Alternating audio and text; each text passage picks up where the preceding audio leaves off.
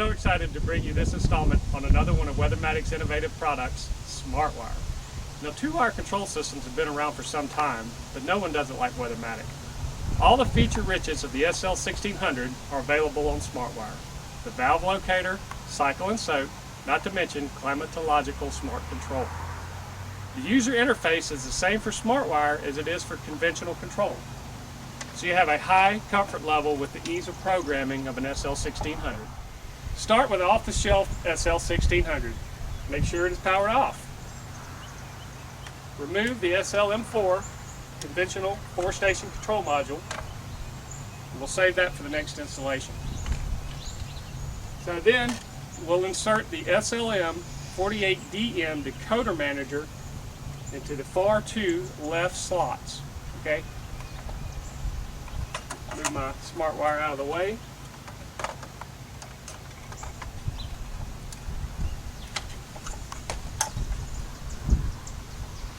Insert my SLM48DM decoder manager. Next, we're going to move the green grounding wire from the transformer that goes to the terminal strip. Well, this may seem counterintuitive, but it's required for proper grounding of the SmartWire system.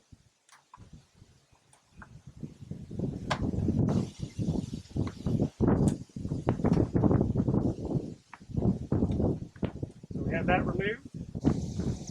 Then we're going to place a wire nut on the ground wire. There are two ways to control the master valve circuit on the SmartWire control system. One is conventionally, where we utilize a master valve hot wire and a field common routed to our pump start relay or master valve. But SmartWire gives you the flexibility to install a jumper from the master valve to the master valve terminal on the SmartWire decoder manager. This will allow you to put a master valve or a pump start relay anywhere along the two-wire path. Now, Weathermatic provides two wires that come with your decoder manager. One is for the master valve circuit, we'll discuss that in a moment, and the other is used to power the decoder manager. So we'll simply insert this into the test post and then into the tab on the decoder manager that's marked power.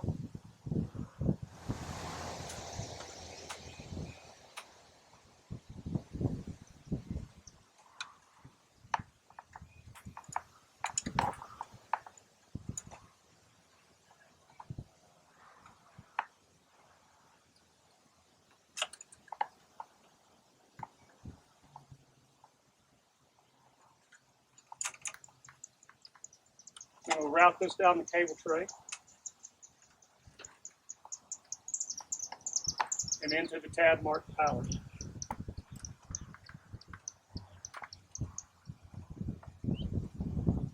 As easy as that. If you're not familiar with SmartWire, SmartWire gives you the ability to control up to 48 irrigation control zones on just two wires, where conventional controllers require you to have 48 separate hot wires and at least one field common to complete the circuit. SmartWire does it on just two wires by utilizing the 48 zone decoder manager, decoders, and the SmartWire two-wire path. So we're going to start with powering up the decoder manager.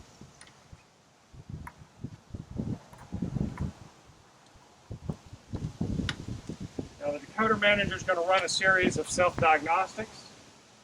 You can see it, different LEDs lighting up on the decoder manager. And when everything's okay, it's going to leave you with these two hash marks. Means everything's okay with the decoder manager and the circuit. So we're ready to program our decoders. Now, unlike some products that have a proprietary number on the decoder that you have to go through a complex installation process of programming the controller to the decoder, Weathermatic's innovative system, you program the decoder with the valve number that you would like it to be right at the decoder manager. Weathermatic even provides a paint stick to write the number on the programmed decoder. So now we're ready to program the decoder and assign it a zone number to the specific zone that we'd like it to run. simply do this by placing the red and black wires into the programming port of the decoder manager, red to red, black to black. And we're going to switch the decoder manager from run to program and assign it a zone.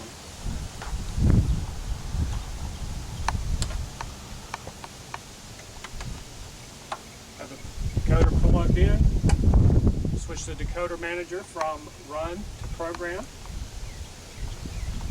We'll assign it to zone 1. Press program. And we get a green light that assures us that the programming of this decoder has been done. So then we'll remove it.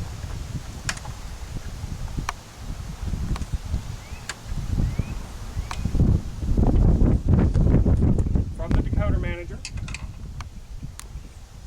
We'll use this paint stick supplied by Weathermatic's decoder manager to mark this decoder zone 1 so that we can go install it in the field as zone 1 along our 2-wire path. Now we're ready for installation. You can also reprogram the decoders.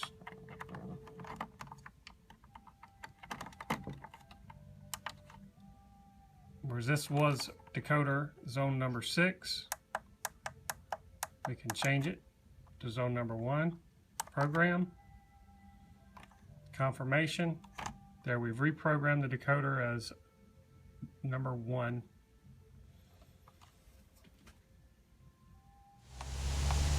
We're going to keep programming our decoders for our subsequent zones, again by inserting black to black, red to red into the decoder manager's programming port and assigning a zone.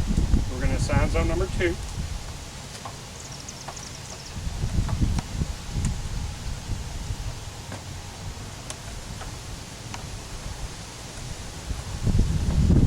Program the zone with the green light status. So then we're going to write the zone number on the zone, and this is ready for field installation. If you're programming a multi-zone decoder, you'll have the 2-wire path and you'll insert it into the decoder manager and program it. But this is going to program the zones in order. So if you call this zone 20, then your leads are going to be zone 20, 21, 22, and 23 in order. When you're wiring this up to the solenoids in the field, you'll have the one common wire. However, do not attach all your solenoid common wires to this one wire. You want to hook them up in series. So one common wire to this, to the next solenoid, to the next solenoid, to the next solenoid. The SmartWire 2-wire path has another great advantage, and that is the distance that you control your irrigation zones from the decoder controller. You can go as far away as 4,000 feet on 14-gauge SmartWire, 6,000 feet on 12-gauge SmartWire, and if you loop the SmartWire back to the decoder manager, you can go an incredible 10,000 feet with a looped SmartWire path. That's an incredible almost 2 miles of SmartWire. Part of making your SmartWire project a success is grounding. This will require an SL-GDT SmartLine gas discharge tube. This is a surge arrestor and is required at all grounding locations. The SL-GDT attaches directly along the 2-wire path. Grounding locations are within the first 25 feet of the controller, then every 600 feet along the SmartWire path. At the end of each path or spur and within 50 feet of a spur or leg from SmartWire. We're then going to attach the SL-GDT to a ground rod in this 6-inch box here, or a grounding plate. We're going to do this with a number 8 bare copper wire and a CAD weld. You want at least a 12 ohm or less connection to the ground. The grounding should take place inside an irrigated area. This will assure a good low ohm value to ohms. So we're going to splice this in, ground rod inside the valve box, 2-wire path. Another critical point to making your SmartWire project a success is making good splices. Because remember, this is not only your power, but this is also your communication path. So when we make a good pigtail with our surge arrestor, We're going to tighten this pigtail up nice and tight.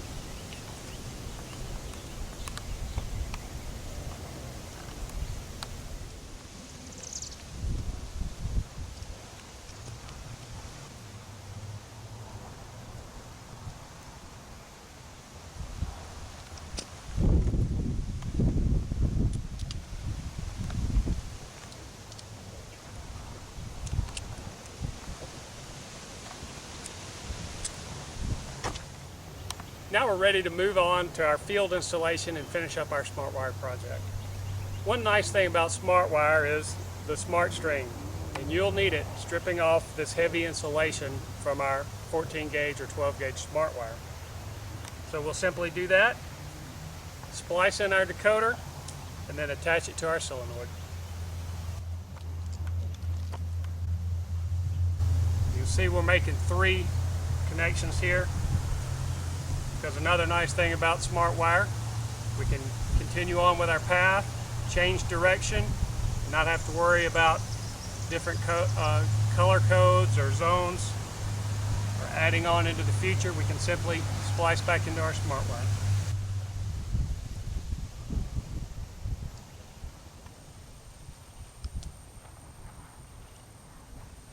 Another good tip too, you want to leave enough slack in your SmartWire, give you enough room to work. If you ever have to come back and troubleshoot, you can simply pull the wire out of the valve box. Give you a little room to work.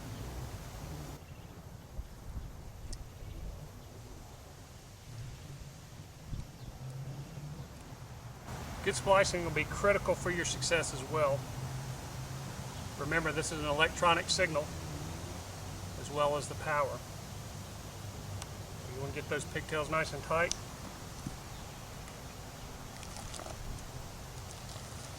Utilize your SL connectors. Weathermatic provides SL connectors with the decoders. There's no extra parts to buy unless you're making other splices, changes of direction with your 2-wire path, and then you'll require additional SL connectors. But when you splice the decoder, each decoder comes with its own splice kit to go back to the 2-wire.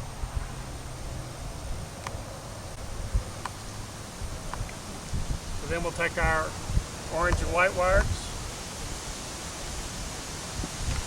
splice it to the solenoid. The AC voltage won't matter which side to which.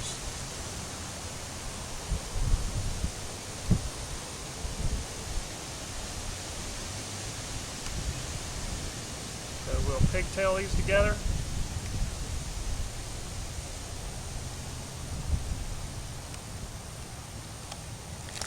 Attach them in our SL connector.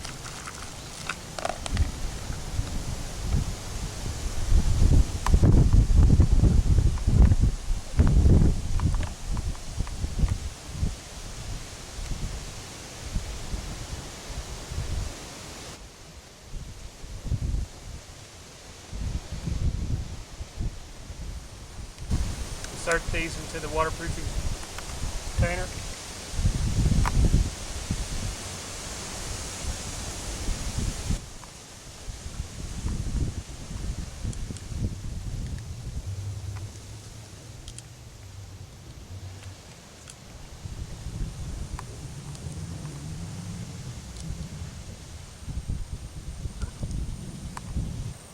So we'll continue splicing in our marked decoders down the 2-wire path, finish this project up. Thank you for joining us.